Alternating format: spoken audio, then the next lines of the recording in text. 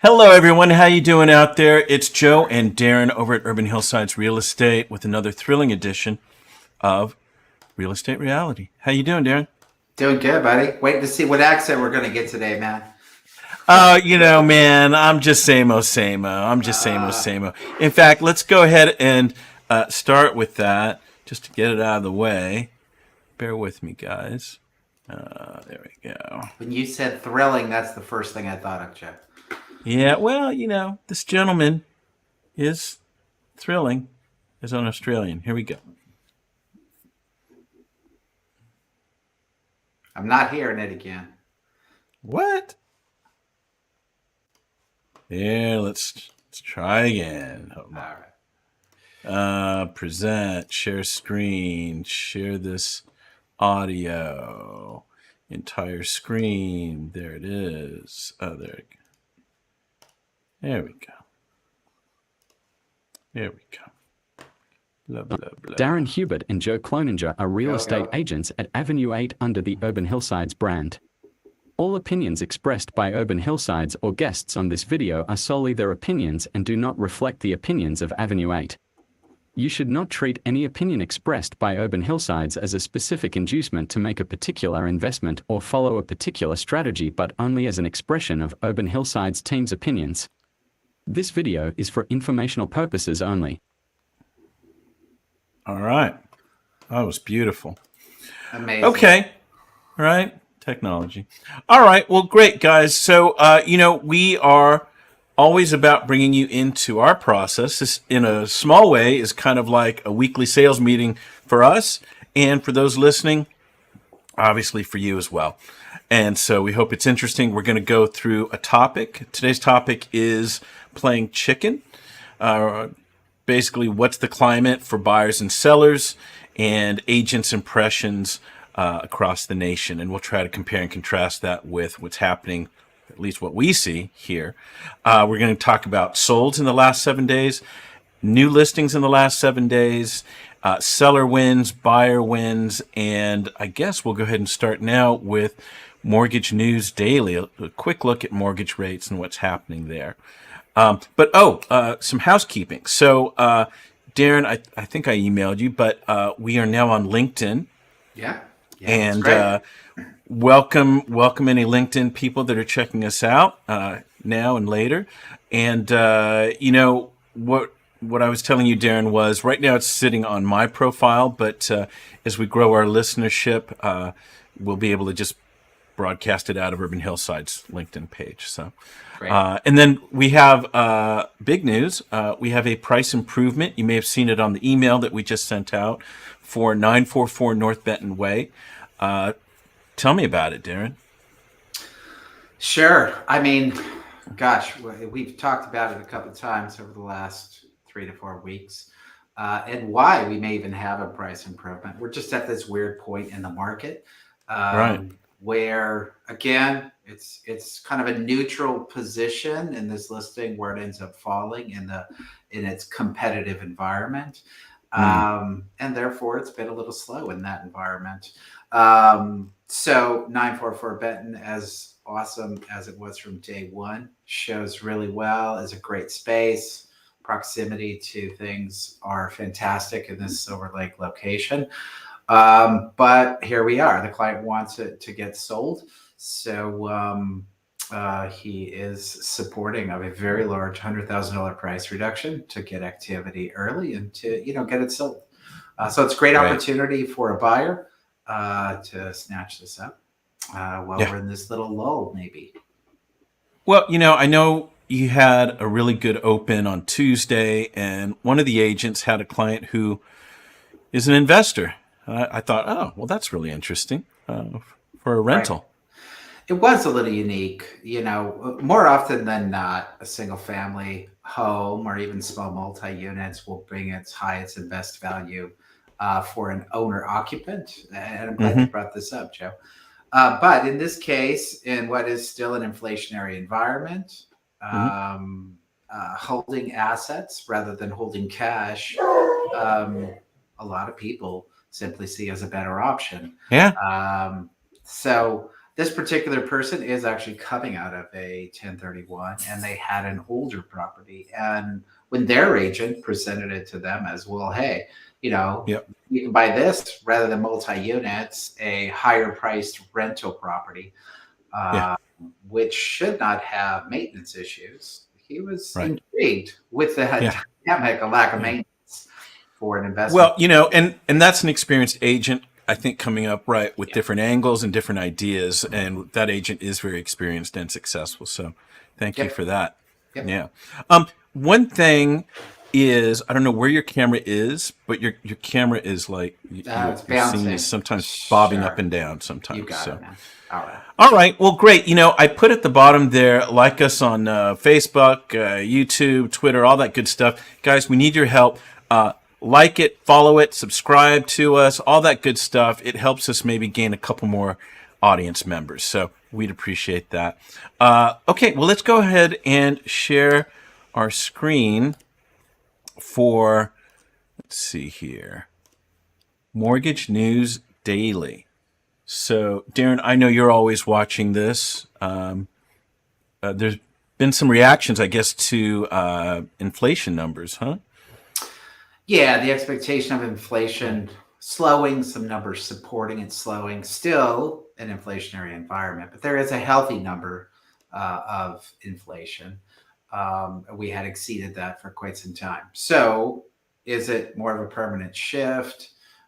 Is it a temporary blip? That's always questionable. People are always trying to determine future elements, but for now, it was a little bit of a slowdown, and because of that, basically rates this week have been flat. Right. No movement. They always have these little ups and downs over a certain period of time, but all equal the end of the month or the end of the week. This week equals flat rates. Right. So here, according to the survey at Mortgage News Daily, they're seeing 6.67% for 30-year fixed.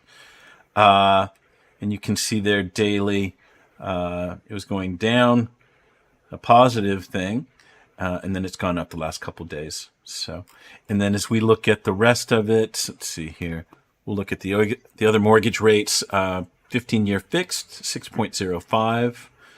30-year jumbo, 6.25, 5/1 ARM, 6.8, 30-year FHA, 6.25, and 30-year VA, 6.24. And right now, the sentiment is significantly weaker. It's in a negative trend, at least for a Thursday today. Right. So. Good. And what we're seeking ultimately, of course, I think everyone who's in the market, buyers or sellers, would love rates to go down as a future direction for them to move in. But as I think in the end, we can all settle in this range if we just have some consistency and some predictability, and that's ultimately what we're seeking. Yes. Which is a great lead in now to our topic of playing chicken. Let me pull up the article. Let's see. I think this was from Curbed.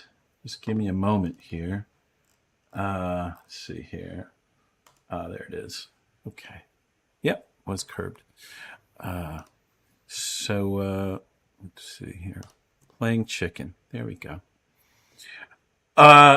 Let me go ahead and just read it a bit, see how far we get into this. So again, coming from Curbed, New York Magazine.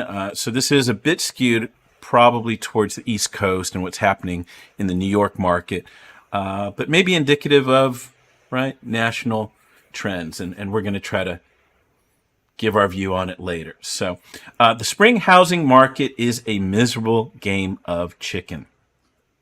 After nearly a year of high interest rates, high housing prices, and meager listings inventory, hold on here. Buyers and real estate brokers have been looking forward to the spring, when a flurry of new listings typically come on the market. So far, however, the pickings have remained depressingly slim. I've been telling my buyers that it's spring and there's going to be good inventory coming on, says Lauren Cangiano, an associate broker at Brown Harris Stevens. But it didn't. It just didn't. It's not that there's nothing on the market, clarifies Kimberly J., an associate broker at Compass. It's that there's very little that's good. Most listings are either overpriced or have been sitting for months, brokers say, usually both. A handful of sellers are willing to take offers. Jay recently represented 2 different clients who bought a 530 Park Avenue, a condo conversion on the Upper East Side.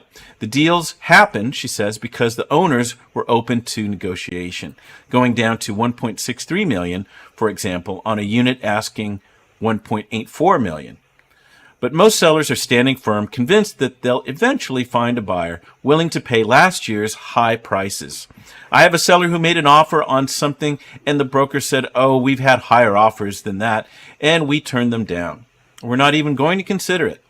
There's no sense of urgency, says Jay.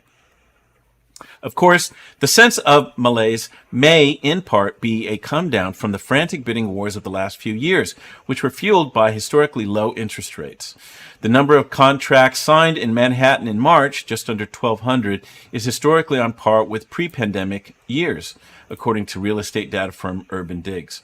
And the number of contracts signed and listing inventory, though down year over year, have been up several months in a row, according to Douglas Elliman's March market report. But the market, everyone agrees, is weird right now. Interest rates are high, which would usually force down prices, but the inventory is so low that it hasn't happened. Brokers say they've found that a listing either sells immediately, usually because it's well priced, or not at all. If you don't price right, you're fucked, says one. There are also still a fair amount of bidding wars, according to Jonathan Miller, founder of appraisal firm Miller Samuel. About half as many as before the interest rate shifted, down from around 50 to 25% in Westchester and Fairfield counties and 9 to 5% in Manhattan. But still a substantial amount given that interest rates are double, says Miller.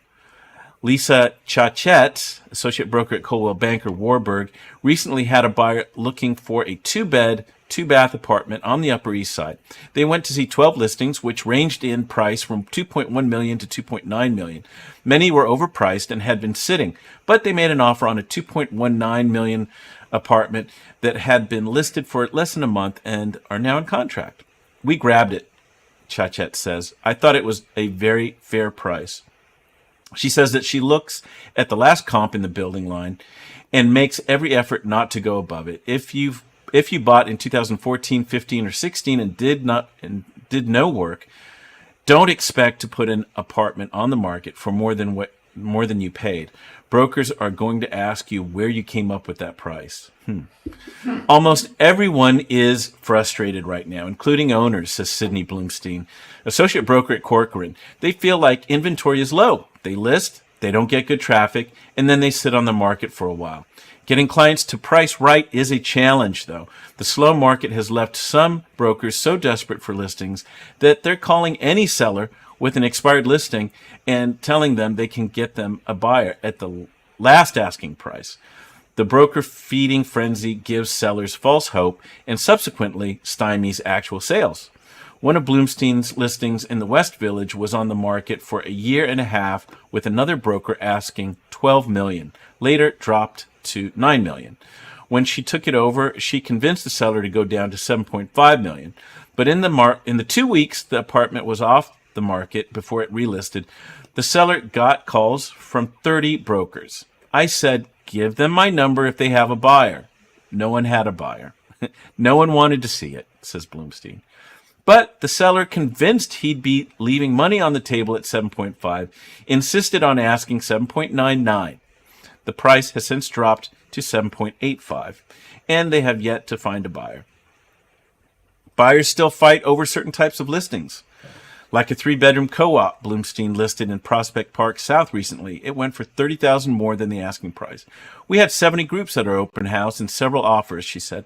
There are just so few renovated resale co-ops under $1 million. 3 bedrooms in Tribeca are similarly priced, according to Colin Bond and Boris Fabricant, brokers who head up a team at Compass and recently listed one. It got multiple offers and went into contract after 2 weeks on the market. For the most part, however, buyers aren't feeling any sense of urgency either. Something we hear a lot is, we really like the place, but we want to see what else is coming to market, says Fabricant. Even though there's not a ton of inventory, buyers don't feel the pressure. With the rates being where they are, they feel like they can afford to be choosy. All right, there we go. Right. Gosh, so many there's always references from the past and the future. What happened, comparing rates doubling. The past is the past, man. It doesn't do you any good to dwell on that. Right. The future, or hope for it. or hope for it. Yeah. The future, you can try to predict it. Absolutely, you have every opportunity, and you can spend your time trying to predict that. Usually, if you stick with a prediction, eventually you'll be right. Something that you believe will happen. It always comes down to timing in a specific person's situation. It's a repetitive mantra that we discussed. But so in this case, no sense of urgency. That's the underlying component to this article. That's the game of chicken. Is that whatever? Let's see who concedes first. Right? Who's going to blink?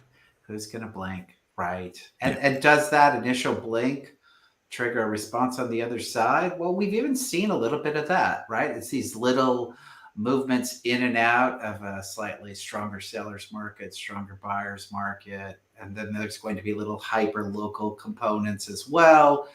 But I do like what they discussed, which is exactly what we said about our one listing on Benton. And that is that, either the entry level or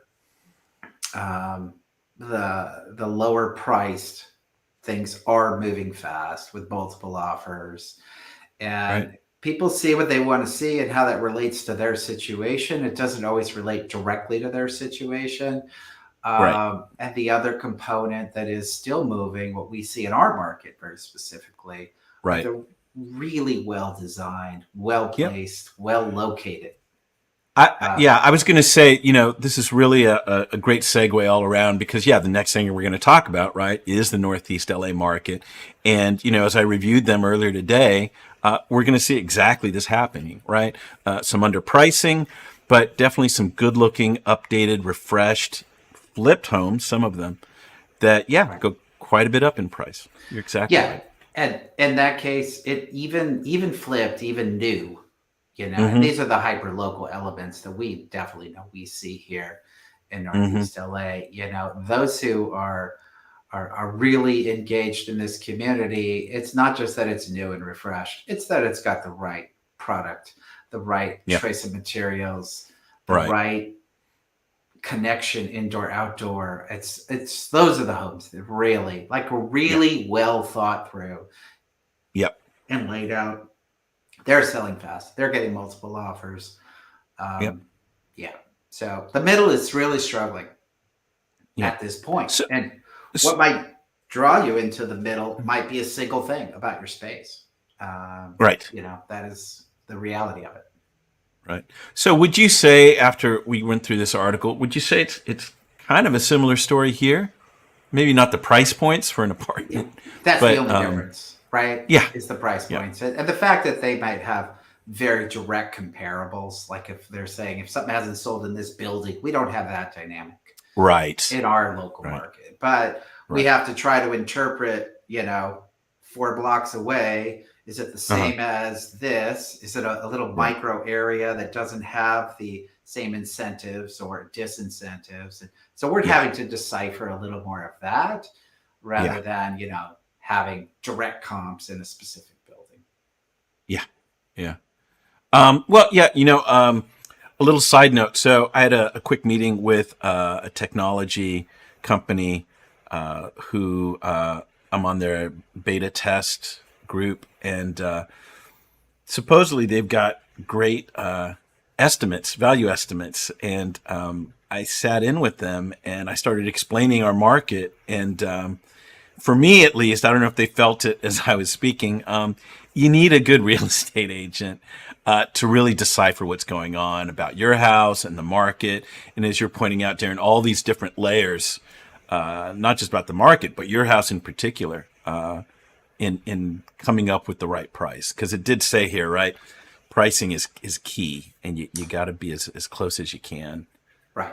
And that can be a pocket to pocket situation, a month to month, a general vibe, watching inventory, watching rates. Sometimes it feels right in the moment with the data you have. Right.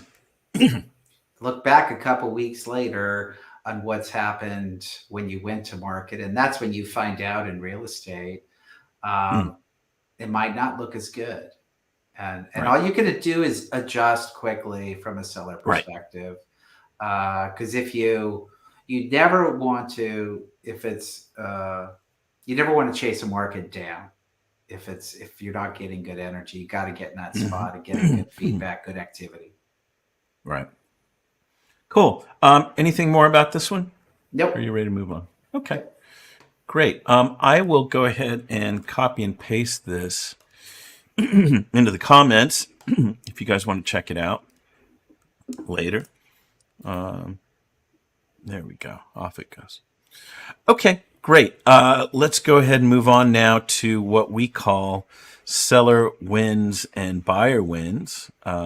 It really is also about our local market here in Northeast Los Angeles in particular, as it's taking the last 7 days of activity of solds, actives, and now we're including pendings. And again, putting a little bit finer of a microscope on it. So let me go ahead and get out of this, and we'll roll over here. Okay. Now, Darren, I know you had a couple things that you wanted to make very clear. Sure.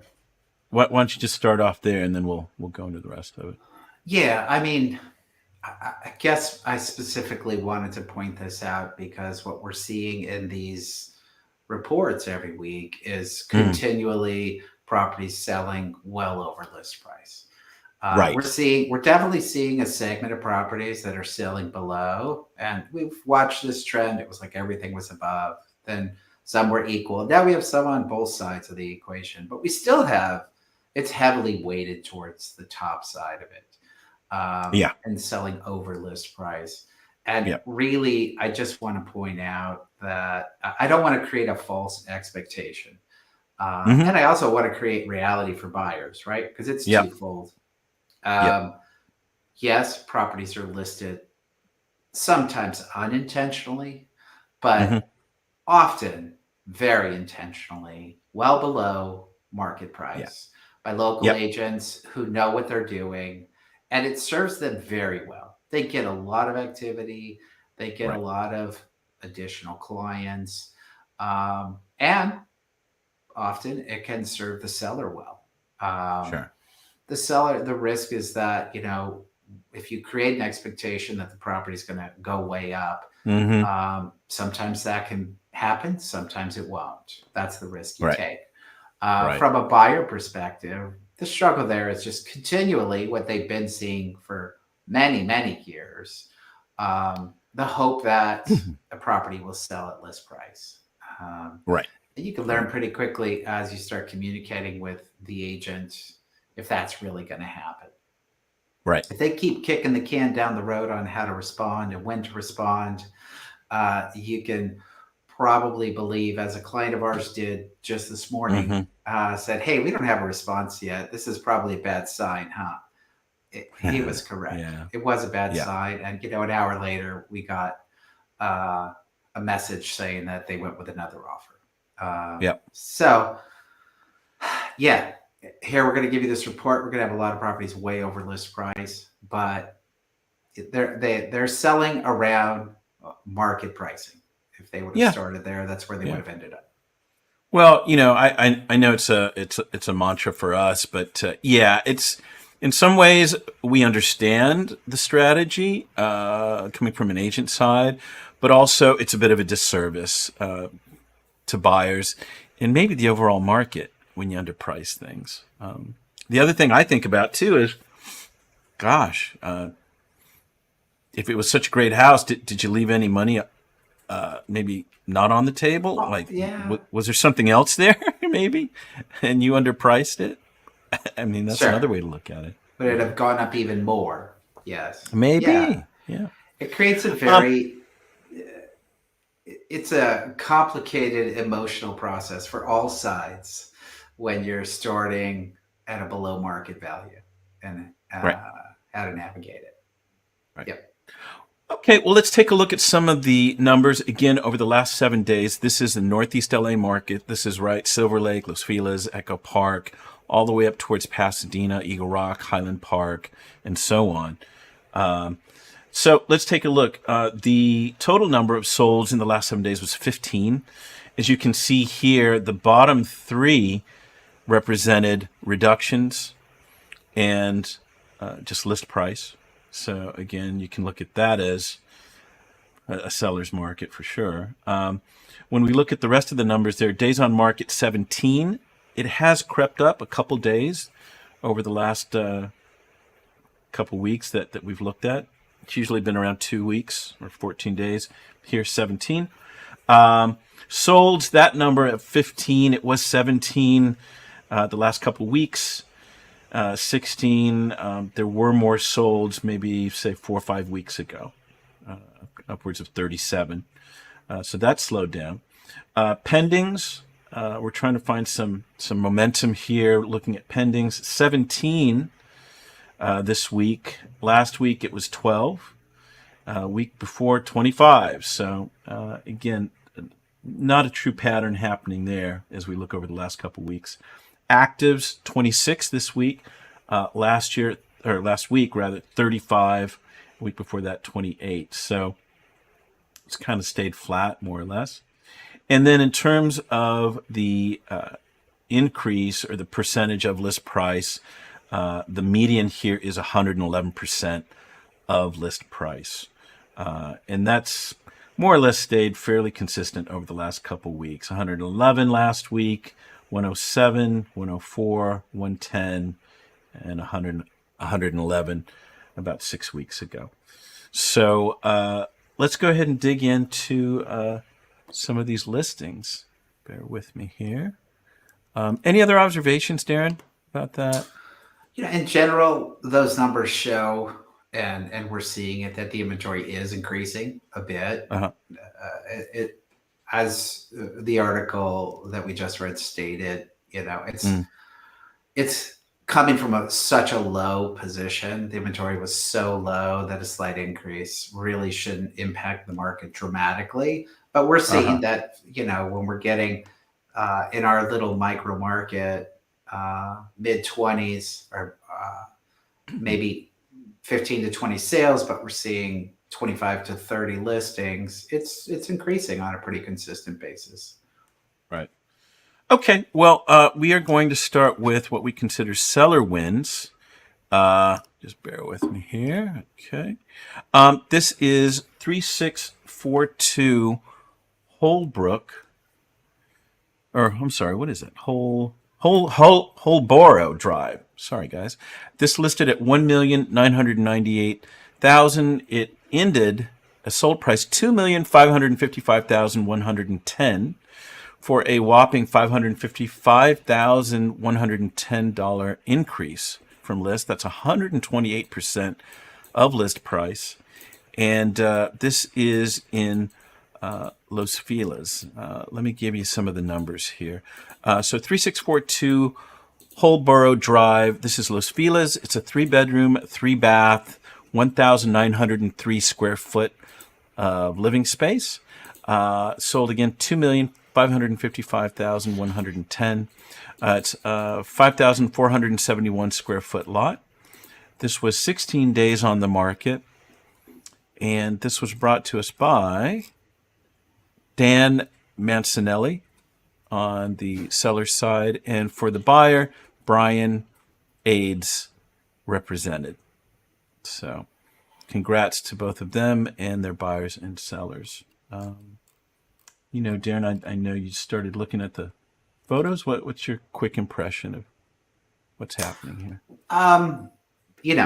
Clear, charming, mid-century elements. Yeah. Some enough original elements to be charming. I think the curb appeal is charming. It's nice that it's a view lot. Plus, you also have some flat space. You have a deck. Plus, you have a yard. Yeah, underpriced. Again, going back to our mantra, you don't get that big of a reduction without being underpriced, and it was. I think the comps in that area will end up in this range. The question is always, did it shoot above market value based on that philosophy? Can't completely answer that question, but I can see the charm. Although it's not a remodeled place, it's a level that we often target whenever we're I trying put updated. It's not like No, it's not remodeled. It's move-in ready. But there's some lower grade remodeling that took place at one time. Kitchens and bathrooms, choice of finishes, stuff like that. Yeah, I mean, I kind of said the same thing. It's updated views. It's mid-century. Most people love mid-century, so it always becomes a more wanted property when it's got that pedigree. And as I was reading the notes, multiple offers. He stopped showing because he got so much response. And that might be the 1998 talking to you there for sure. Yeah. All right. Next, let's move on to. Oh, I think we covered this. This is 6200 Poppy Peak Drive. Yeah. This started at a list price of $1,099,000. It ended up at $1,450,000. So let's take a look. That was, bear with, a $351,000 increase on price, 132% of its list price. And let's go through the numbers. 6200 Poppy Peak Drive. This is Highland Park. 2-bedroom, 1 bath, 1,172 square feet of living space. Sold again at $1,450,000. This is a 6,129 square foot lot. 13 days on the market. And let's see here. The agent for the seller, who was the agent, Brioni Atkinson. And on the buy side, Rebecca Bodell represented the buyer. So congrats to both of them.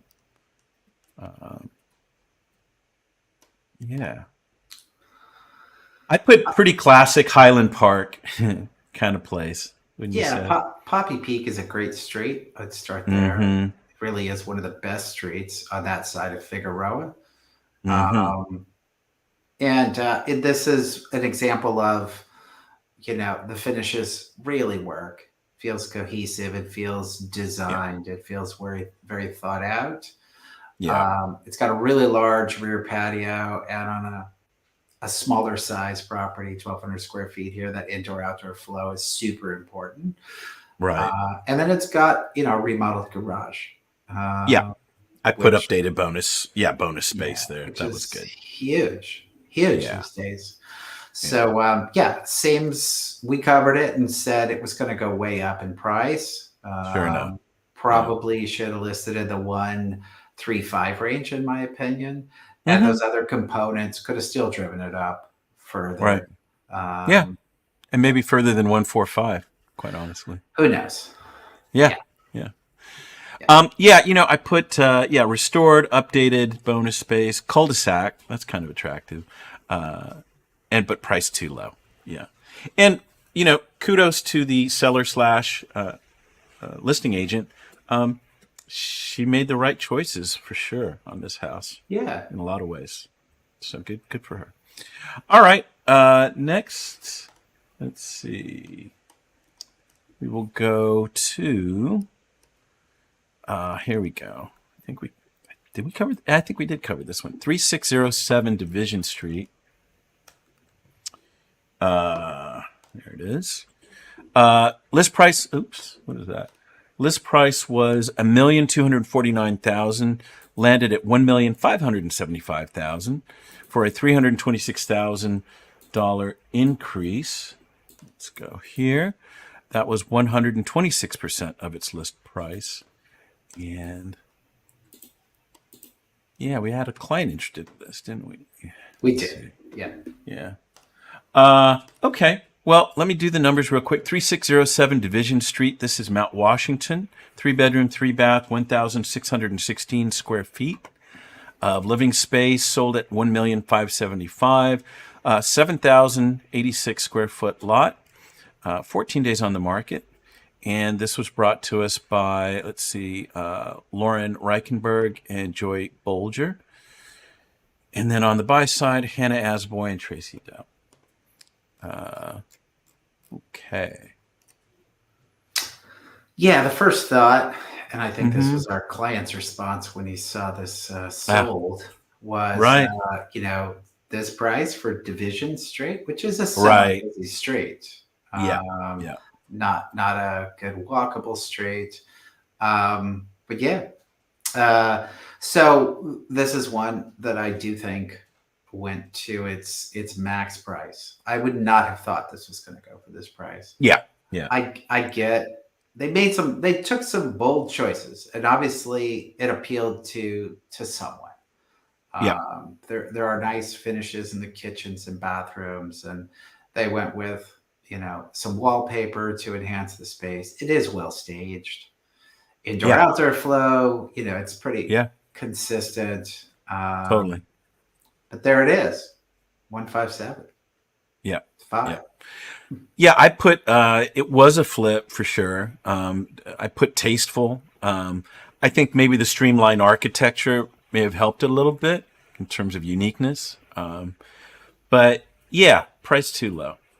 Price too low. The outdoor space is nice, in some of those hills you don't have as much usable space, and that top. Right. That's an additional bonus, which we've on a lot of these areas along that pocket. For some reason, it's getting up to a higher elevation, and that's exactly what they did. They put stairs in, and they created a pad up high to get to that elevation. I'm sure that had an impact because it's just a nice place to be. You get a great view up there. Okay. All right. Well, we will go off to at least by a number we call buyer wins. We're going to start with, let's see here, 5261 Raber Street. List price $1,425,000 and sold price $1,425,000. And let's see what they saw. Hold on. Well, it's not that. Hold on. Okay.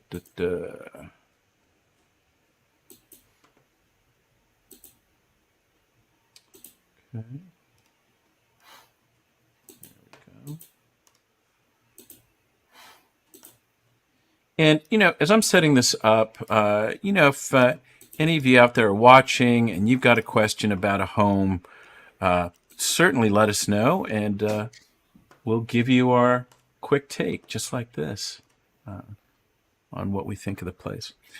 Okay, so 5261 Raber Street. This is Highland Park. Again, 3-bedroom, 4-bath, 2,434 square feet of living space. Sold at $1,425,000. List price. And let's see, days on market 19. Brought to us by Sally Forster Jones and Joshua Smith from the West Side. And on the buy side, Tina Wang represented the buyer. So congrats to everyone there. She's out of the 909. All right. What do you think? Well, I think it's appropriate. This house could be anywhere. I would, if you showed me the house itself, I would not place it in Northeast Los Angeles at all. The choice of finishes from the street specifically, it just looks like someone trying to maximize the volume of space in a smaller lot. So, and the choice of finishes inside are not cohesive. They don't have, the soft, warm, fuzzy vibe that we often will seek here to get that emotional connection to a house, but be of quality at the same time. So, look, I think they got a good price. Me With all too. that said, they got a good price for that neighborhood because that is a transitional area. The inside looks okay. It feels okay with some nice views. You get some height off the street. I don't like the choice of finishes, but whatever. Maybe that didn't matter. I put, let's see. Oh, okay, yeah. So 2018 builds, same thing, but I put good square feet, Yeah. good price, right? It's vertical. That might be negative to some people. So there's stairs, not much of a yard, right? It's that patio in the back. Views. They even say views, but not many view pics. It was kind of hinted. I don't know why they did that, but Well, and when there are views, and you can see like right there in that yeah, photo. yeah. Um, Unfortunately, it's a very 90s type build, Yeah. 80s, 90s build because it's small windows. The windows aren't Mm-hmm. really enhancing that view. Up in the front. Yeah. Yeah, Yeah. Yeah. yeah. Yeah. So Yeah. it makes you feel confined within the space. When you have views, you want the biggest windows possible so you feel like it's more expansive. Yeah. So my question to you is, because you're the remodeler, what did you think of that refrigerator in the living room? Did you see that? Oh, I did not. So they made. Like a bar Did you area? see it right there? Do you see Oh, that? I think they wanted to make more room in that kitchen, so they put the oh fridge in the gosh. living room. What is That's that? terrible. Right? I don't know. Kind of bizarre. I mean, Kitchen hey, is look, not if you need a oh, beer and you want to open up the fridge, it's perfect if you're watching the game, I no, guess. not No? acceptable, man. Okay. All Absolutely right. not. There's something called a bar fridge, man. You can put a little bar Right. area. Oh, that's terrible. Kitchen design is an art in and of itself, man. It really Yeah. is. It's not only about flow, but about material, and man, that's bad. Okay, All thanks for pointing that out. right. All right. Our next one on the list is, I think, yeah, maybe we talked about this one. 2126 Glendale Boulevard. Let me get it in here. This started at 899,000 and ended up at 860,000, so I got a little bit of an up. 96% of its list price. Let's see, $39,000 reduction. So I'm sure you've seen this one, man, as we've Sure. driven by plenty of times. Yeah, let me just go through the numbers. Okay, so 2126 Glendale Boulevard. This is Silver Lake, 3-bedroom, 1 bath, 1,278 square feet of living space. Sold for 860,000. A lot size 4,420. This took a little while, 112 days on the market, and this was brought to us by Jeffrey Young and Mark Ogden, and on the buyer's side, Ian Ferguson. So congrats to all to getting that done. Yeah. So there you go in all its glory. What do you think? Um, gosh. So I'm debating if it looks like it might be units. That certainly could have been an obstacle. Mm-hmm. At least one of those agents I recognize as a very reputable agent. But so this Yeah. is a very low price for this neighborhood. I Mm-hmm. know it's a busy street, a very busy street. Yeah. But there are multi-million-dollar sales on busy streets. So it's Yeah. just the real estate location here would typically command a higher price. So the obvious is that nothing was done to prep for sale. Yeah. Nothing at all. Well, Didn't even clean. so yeah. So in its defense, hold on here. It was a trust sale. It's definitely labeled as a fixer. You can see that. But it does also say 20-year tenants. Yeah. So that's going to be a tricky one. But I just put also busy street. But it's convenient. It's a convenient location, right? So my question was, do you think it was a good deal? I looked up who the buyers were, and at least by their address, they're from Washington, D.C. So their value, is ideas might be a good deal for them. I don't know. One of the delays on this, I feel like 99% sure here. The delay on this was the tenant dynamic. Yeah. And it's if it is a single family home, you could not vacate a tenant.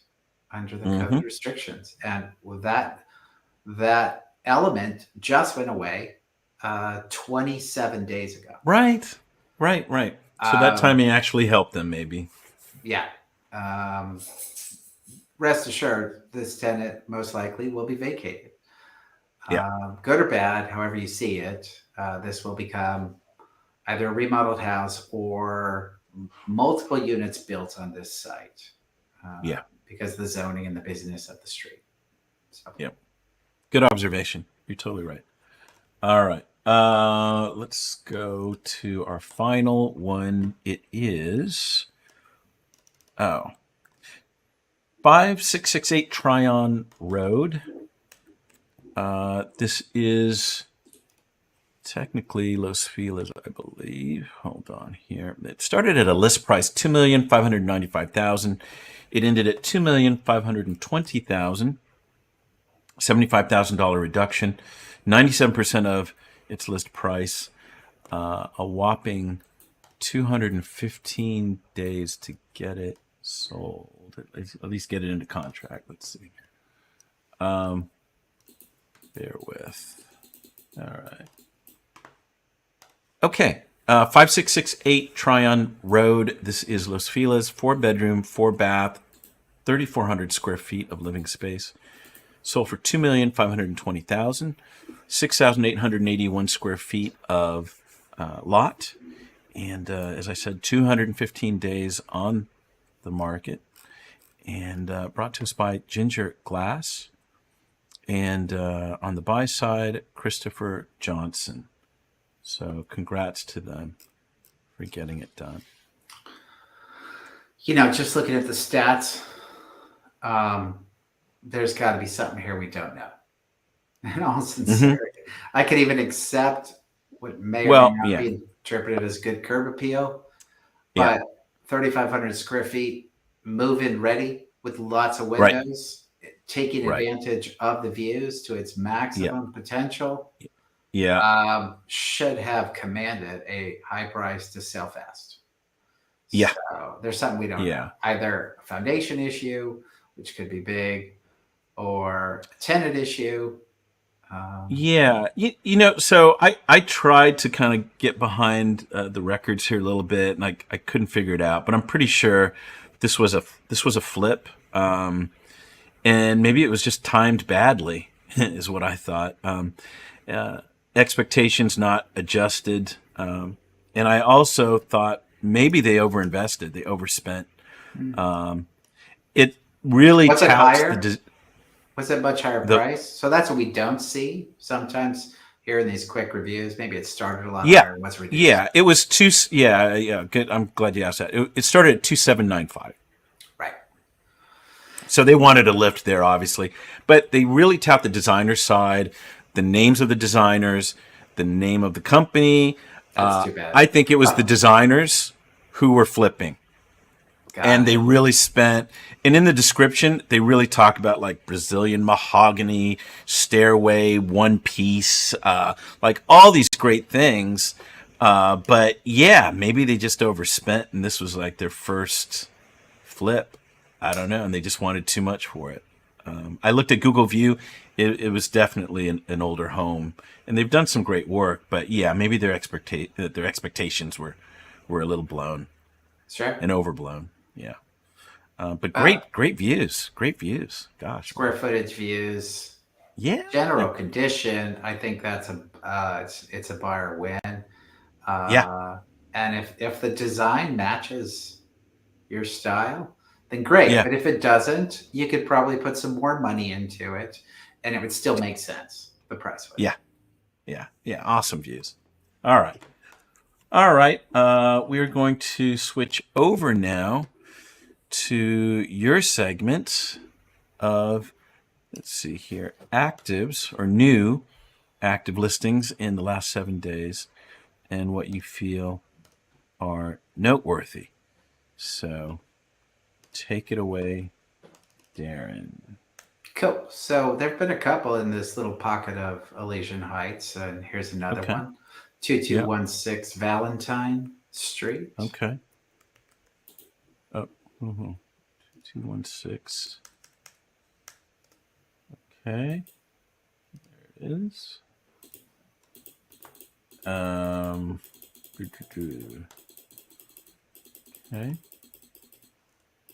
All right. Well, let me go through the numbers. Oh, that's a beautiful sky. I wonder if that's really the sky. 2216 Valentine Street. This is Echo Park. 4-bedroom, 2-bath, 1,659 square feet of living space. Active at 1,895,000. The lot size 5,845 square feet. And it looks like we have open houses Saturday and Sunday, 2 to 5 p.m. Days on market, only 3 days so far. And let's see, Justin Freeling and Rob Kallick are representing the seller here. So congrats to them. Yeah. So I have not looked at the pictures. There was a really nice home in one block over from this that had a very nice remodel on Avon. And it was listed in the high single digits, sold well over, closer to 2.5 million. It was bigger. So I don't think this is going there. I'm surprised to see grass.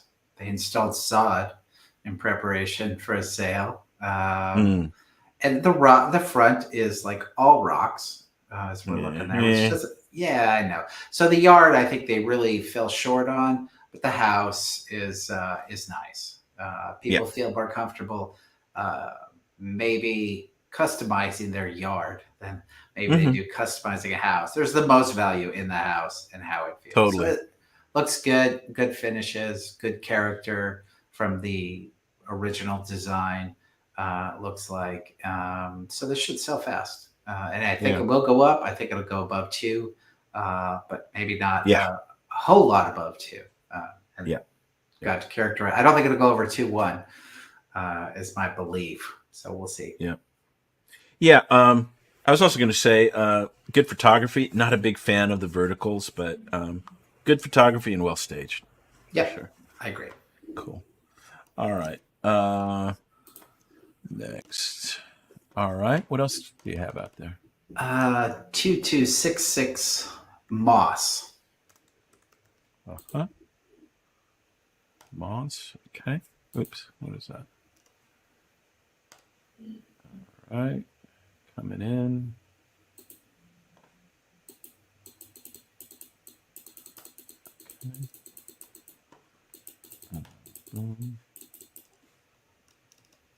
Okay. Okay. 2266 Moss Avenue. This is Glassell Park. 3-bedroom, 3-bath, 2,209 square feet of living space at a listing price of $1,275,000. Again, Glassell Park. We have opens this Saturday and Sunday, 1 to 4 p.m. And let's see, days on market 6 so far. This is brought to us by Alec Duboff. So congrats to Alec as the listing agent. What do you think? Well, this is in an area of Glassell Park that I think has been continually commanding higher prices. Just as an alternative, you definitely get more square footage than Silver Lake, Echo Park areas, and this definitely shows that a good amount of square footage. Now, if we go back to some of our solds like Raber on that last one, it's got a little bit of that 1990s curb appeal, which isn't so exciting. It also doesn't have nearly the quality of finishes and designer choices that Valentine Street that we just looked at has. So you're getting a lot of square footage here, and it gives you an opportunity to do something with it in a neighborhood that's continually improving and getting more and more artistic energy and places to visit along Verdugo. It's good. And Eagle Rock Boulevard. Yeah, it was good to reference Raber because you're right. Very similar. Yeah. Okay. What else do you have out there? I have 2 more. This one's a little more about value. 1235 Isabel Street. Okay. All right.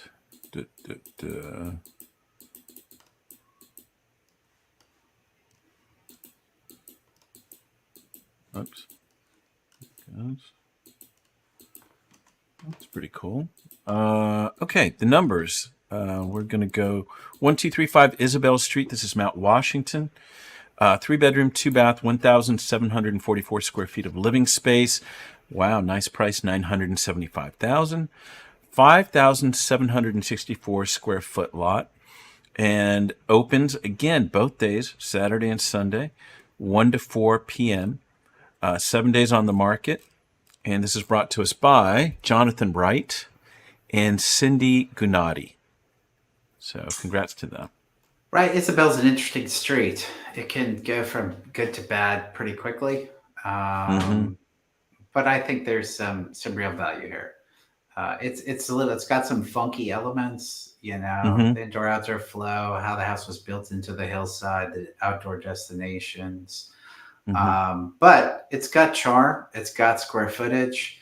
It's in the heart right there between. It's called Mount Washington, but it's Mount Washington, Glass Hill Park, Cypress Park, vibe, energy right there. So and very well priced. This will go up in price unless there are some major issues with it. Well, let's go through it a little bit. There is a tenant and there is a studio, and they say it's a long-time tenant. Got it. So is it officially units? Does it say anything? It's called, let's see, lower unit. So it's referencing units. The top is 3-1. I saw that door right there, yeah, in that last photo. Yeah, so maybe it is. Yeah. Some of these you have to look deeper from a perspective of just because there's a tenant doesn't mean it's a legal second unit. Yeah. It's important to understand that. Yeah, let me go look real quick. Blah, blah, blah. Duplex. Officially a duplex. Yeah. All right. Does it tell you what that tenant pays? It does not. Okay. Well, usually if they don't tell you, there's a reason why they don't tell you. Right. I mean, fine. It could be looked at as additional income. So as an owner-occupant upstairs, depending on what the rent is that's collected and the cooperation of that tenant will determine where it goes. Yeah. Cool. Still a value pick. Yeah. In my opinion. Yeah. Totally. All right. Last one, 452 West Avenue 46. Okay.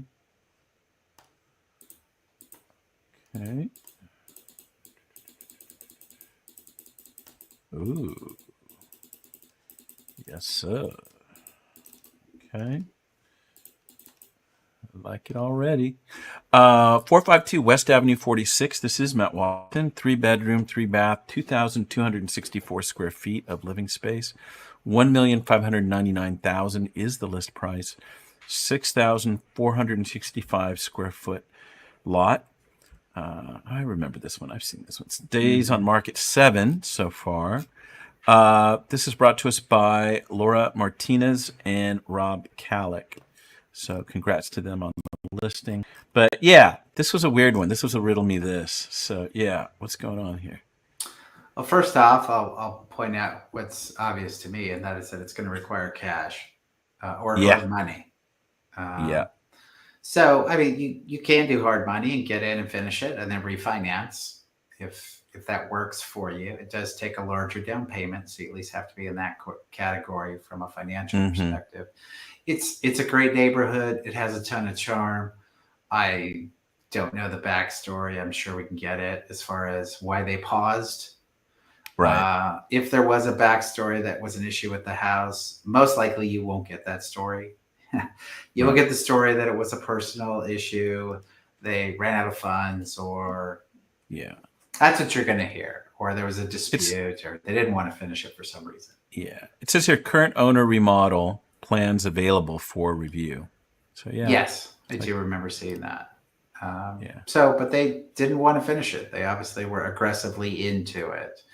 Yeah. And this location and the square footage is with the views and a big deck. Yeah. It's going to be a $2 million property, which is, I don't know, maybe that's worth it to somebody. the right buyer comes along who has a lot of cash, who wants to occupy it, that Yeah. will bring the most. Is there enough room for somebody for a flipper? And is a flipper going to be this aggressive in a market like Okay. this? Yeah. Don't know. Yeah. When I saw this, I don't know, last week or what, I was thinking that I was like, oh yeah, that's pretty expensive for a flipper. Yeah. There's not enough Yeah. room there for them. I don't think there is. Yeah, it does say that there is bonus space that's not in the square footage in the lower area. Let's see, bottom detached space with separate entrance could be a great bonus space or ADU. So But some maybe people get some look help. as the property we looked at in Los Feliz, right? Some people will buy a $2.5 million property and go in there and do $200,000, $300,000 in remodeling. Right. Got what they just did. So, a good agent with a buyer who really wants his own house. This has the bones. It has the roof lines. It has the windows. They could be quite content coming in and finishing it off with, 300-400K and getting exactly what they want. Yeah. And like you said, it's funny because in the agent remarks, it goes, will not qualify for traditional financing, cash buyers preferred. So as you're saying, it gives you that room of, right. Get construction loan, something maybe a little more exotic and get it done. Construction loan is complicated. It's got to be hard money or cash. Yeah. Yeah. Cool, man. All right. Well, great. We ran over. Let's go here. Hold on. Okay. Well, great. For the ones watching, thanks so much for joining us today. And do spread the word. And like us, follow us, all that great stuff. And we hope to see you next Thursday, 2 p.m. for another fine edition of Real Estate Reality. Darren, any final words? Any words of wisdom? Do your best to evaluate the market in its present state.